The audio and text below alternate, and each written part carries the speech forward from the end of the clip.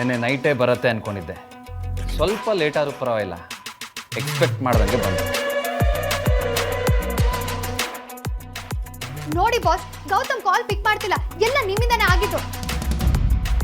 ನಾನೀಗ ಮತ್ತೆ ಡಯಲ್ ಮಾಡ್ತೀನಿ. ಅವ್ರು ಮತ್ತೆ ಕಾಲ್ ರಿಸೀವ್ ಮಾಡಿಲ್ಲ ಅಂದ್ರೆ ನಾವಿಬ್ರು ಅವ್ರ ಮನೆಗೆ ಹೋಗಿ ಮಾತಾಡ್ಬೇಕಷ್ಟೇ.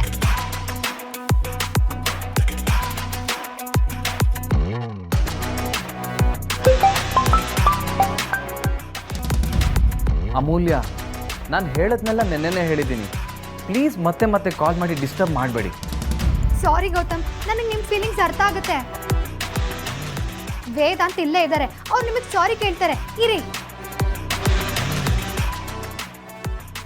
ಬಾಸ್, ಲೌಡ್ ಸ್ಪೀಕರ್ ಆನ್ ಮಾಡಿದ್ದೀನಿ, ಸಾರಿ ಕೇಳಿ. ಹೇ ಗೌತಮ್, ನಿನ್ನಂತ ಸ್ಕೌಂಡ್ರಲ್ ಹತ್ರ ಸಾರಿ ಕೇಳೋ ಸ್ಟೂಪಿಡ್ ನಾನಲ್ಲ. ನಿನ್ನನ್ನು ಎಕ್ಸ್ಪೋಸ್ ಮಾಡದೆ ಬಿಡೋದಿಲ್ಲ ಕಣ ನಾನು.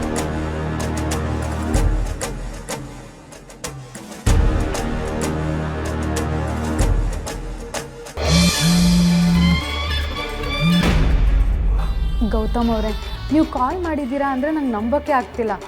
ಎಷ್ಟು ಖುಷಿ ಆಗ್ತಿದೆ ಗೊತ್ತಾ. ಎಲ್ಲಿ ನೀವು ಮತ್ತೆ ಮಾತೇ ಆಡಲ್ವೇನೋ ಅಂತ ಭಯ ಆಗಿತ್ತು. ಒಂದ್ಸಲ ನನಗೂ ಹಾಗೆ ಅನಿಸ್ತು ಆರ್ತಿ ಅವರೇ. ಆಮೇಲೆ ನಿಮ್ಮ ಮುಖ ನೆನಪಾಗಿ ಸಮಾಧಾನ ಮಾಡಿಕೊಂಡೆ. ನಿಮ್ಮ ಮೇಲಿರೋ ವಿಶ್ವಾಸ ನನ್ನ ಕಟ್ಟಾಕ್ಬಿಡ್ತು. ನಿಜ ಹೇಳ್ತಿದ್ದೀನಿ ಗೌತಮ್ ಅವರೇ, ಇವತ್ತಿನ ಕಾಲದಲ್ಲೂ ನಿಮ್ಮಷ್ಟು ಒಳ್ಳೆಯವರು ಇರ್ತಾರೆ ಅಂದರೆ ಆಶ್ಚರ್ಯ ಆಗ್ತಿದೆ. ನಿಮಗೆ ಹೇಗೆ ಥ್ಯಾಂಕ್ಸ್ ಹೇಳಬೇಕು ನನಗೆ ಗೊತ್ತಾಗ್ತಿಲ್ಲ. ಸುಮ್ಮನೆ ನನ್ನ ಹೋಗಲಿ ಅಟ್ಟಕ್ಕೆ ಏರಿಸ್ಬಿಡಿ ಆರ್ತಿ ಅವರೇ. ನಾನು ಅಷ್ಟೊಂದು ಒಳ್ಳೆಯವನಲ್ಲ. ನಿನ್ನೆ ಕೋಪದಲ್ಲಿ ನೀವಿಬ್ಬರು ಮದುವೆನೇ ಮಾಡಿಸಲ್ಲ ಅಂತ ಹೇಳಿಬಿಟ್ಟೆ ಗೊತ್ತಾ. ಅದರಲ್ಲಿ ಏನು ಅಪರಾಧ ಇದೆ? ನಿಮ್ಮ ಜಾಗದಲ್ಲಿ ಬೇರೆ ಯಾರೇ ಇದ್ದಿದ್ರು ದ್ವೇಷ ಸಾಧಿಸ್ತಿದ್ರು. ಆದರೆ ನೀವು ಹಾಗಲ್ಲ ಬಿಡಿ. ನೀವು ನಂಗೆ ತುಂಬ ದೊಡ್ಡ ಸ್ಥಾನ ಕೊಡ್ತಾ ಇದ್ದೀರಾ. ಇದನ್ನು ಹೇಗೆ ಉಳಿಸ್ಕೊಳ್ಳೋದು ಅಂತ ಚಿಂತೆ ಆಗ್ತದೆ. ನಿಮ್ಮ ಒಳ್ಳೆ ಮನಸ್ಸೇ ನಿಮ್ಮನ್ನು ಆ ಸ್ಥಾನದಲ್ಲಿಟ್ಟಿದೆ ಗೌತಮ್ ಅವರೇ. ನಿಮ್ಮಂಥ ಒಳ್ಳೆ ವ್ಯಕ್ತಿ ನನಗೆ ಫ್ರೆಂಡಾಗಿ ಸಿಕ್ಕಿರೋದು ನನ್ನ ಪುಣ್ಯ. ನೀವು ನಮಗೆ ಮಾಡಿರೋ ಸಹಾಯಕ್ಕೆ ನಾನು ಎಷ್ಟು ಥ್ಯಾಂಕ್ಸ್ ಹೇಳಿದ್ರು ಕಡಿಮೆನೇ. ಇವಾಗ ತಾನೇ ಫ್ರೆಂಡ್ ಅಂದ್ರಿ. ಫ್ರೆಂಡ್ಶಿಪ್ಪಲ್ಲಿ ಥ್ಯಾಂಕ್ಸ್ ಎಲ್ಲ ಯಾಕೆ ಆರ್ತಿ ಅವರೇ? ಯಾಕೋ ಗೊತ್ತಿಲ್ಲ, ನಿಮ್ಮ ಮೇಲೆ ನನಗೆ ಗೌರವ. ಅದೇ ಇದನ್ನೆಲ್ಲ ಮಾಡಿಸ್ತಿರೋದು.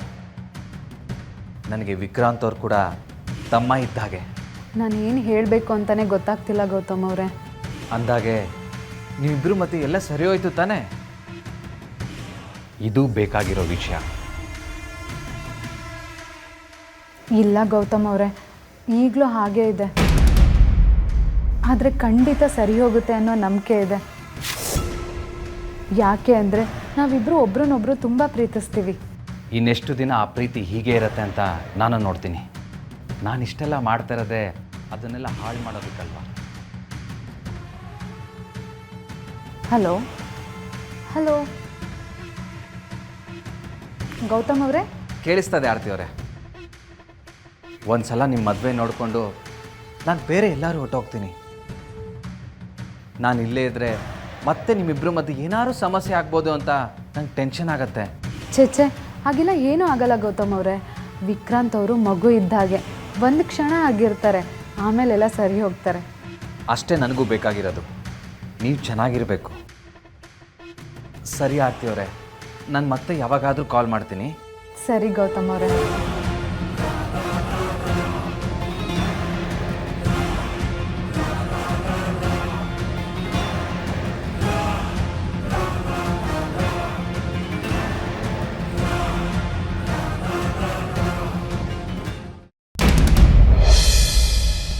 ಈ ಬಜಾರಿ ಅಮೂಲ್ಯಗೆ, ಆ ವಿಕ್ರಾಂತಿಗೆ ಯಾರಿಗೂ ಬುದ್ಧಿ ಇಲ್ಲ. ಬಾವಿ ಬಿದ್ದಿರೋ ಕಪ್ಪೆಗಳ ಥರ ಆಡ್ತಾರೆ. ಇವ್ರನ್ನ ಕನ್ವಿನ್ಸ್ ಮಾಡೋಷ್ಟರೊಳಗೆ ಇಟ್ ಬಿ ಟೂ ಲೇಟ್. ನಾನೇನಾದ್ರು ಮಾಡಬೇಕು.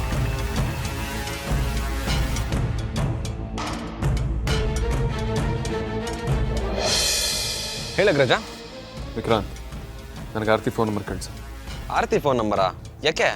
ನಿಮಗಂತೂ ಯಾರಿಗೂ ಬುದ್ಧಿ ಇಲ್ಲ. ಅಟ್ಲೀಸ್ಟ್ ಅವಳಿಗೆ ಬುದ್ಧಿ ಇದೆಯಲ್ವ ಅಂತ ಚೆಕ್ ಮಾಡೋದಕ್ಕೆ. ಈಗೇನು ಕಳಿಸ್ತೀಯಲ್ವಾ? ಆಯ್ತಪ್ಪ, ಕಳಿಸ್ತೀನಿ. ಈಗಲೇ ಮೆಸೇಜ್ ಮಾಡಿದೆ.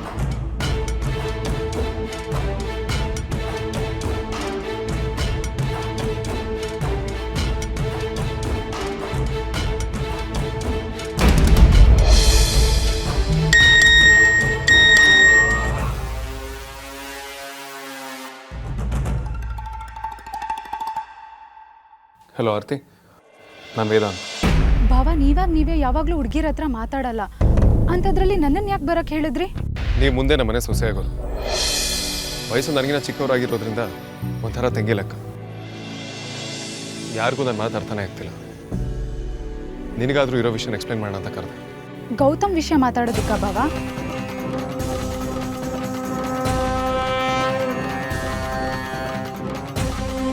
ಅದು ನಿಮ್ಗೆ ಹೇಗೆ ಗೊತ್ತಾಯಿತು? ನೀವಿಲ್ಲಿ ಬರೋಕೆ ಹೇಳಿದ ತಕ್ಷಣ ವಿಕ್ಕಿ ಅವ್ರಿಗೆ ಕಾಲ್ ಮಾಡಿ ಕೇಳಿದೆ.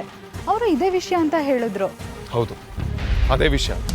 ಆ ಗೌತಮ್ ಒಬ್ಬ. ಭಾವ ಪ್ಲೀಸ್, ನೀವು ಅನ್ಕೊಂಡಾಗೆ ಗೌತಮ್ ಅವ್ರು ಕೆಟ್ಟವ್ರಲ್ಲ.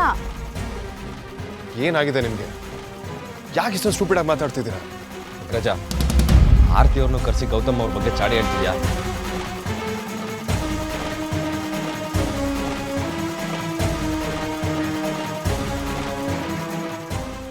ನಿಮ್ಮೆಲ್ರಿಗೂ ಏನಾಗಿದೆ?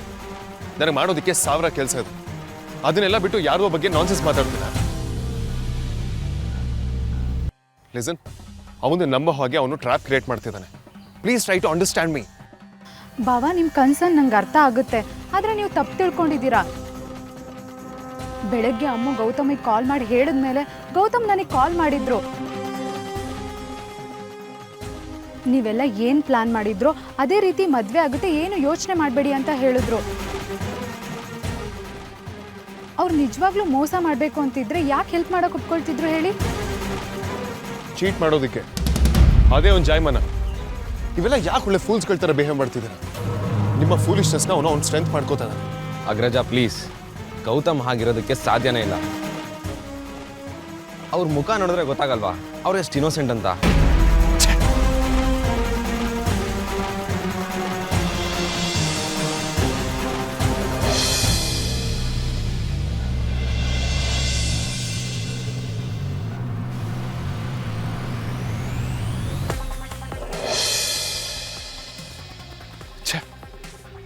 ಯಾರಿಗೂ ಕಾಮನ್ ಸೆನ್ಸ್ ಇಲ್ವಾ?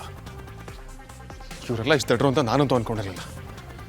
Dam it, I can't do this anymore. ಏಯ್, ನಿಂತ್ಕೊ.